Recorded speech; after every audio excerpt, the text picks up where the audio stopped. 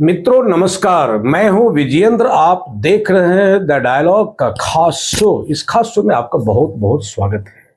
मित्रों, आज शो में मैं चर्चा करूंगा राधे श्याम तिवारी की कविता, बहुत चर्चित कविता है, जीवित है हाथी का कटा हुआ सिर। इसकी कुछ पंक्तियों से मैं आपको रूबरू कराना चाहता हूं। हाथी का कटा हुआ सिर तुम्हारे धड़ से जोड़कर जीवित हो गया, या तुम उसके कटे हुए सिर से जुड़कर। तुम्हारे सिर कलम की बात तो समझ में आती है लंबोदर, लेकिन उस बेचारे हाथी का क्या दोष था? सिर्फ इतना ही ना कि तुम बिना सिर के हो गए थे।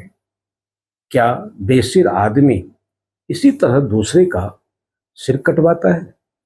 जब तुमने हाथी का सिर पा ही लिया तो इसी के दिमाग से सोचते भी होंगे आप। फिर उस धड़ के बारे में क्यों नहीं सोचते जिसके सिर का इस्तेमाल तुम कर रहे हो? कोई ऐसे जुगत निकालते।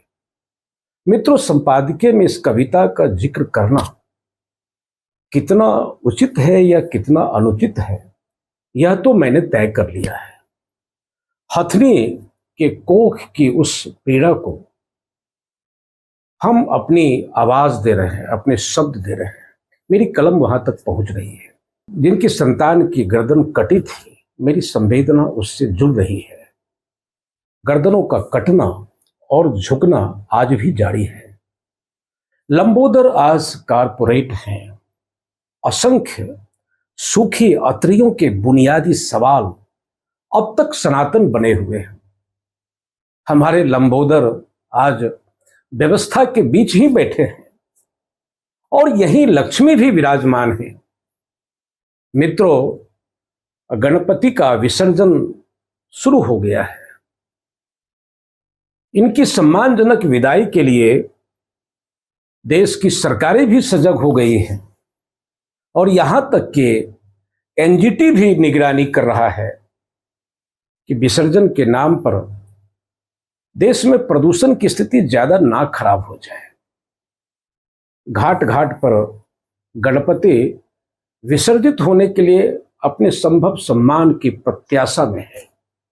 विसर्जन को देख करके दुख होता है। किस तरह से लोग अपने गणपति का विसर्जन करा रहे हैं। विसर्जन भी बहुत असभ्य तरीके से हो रहा है।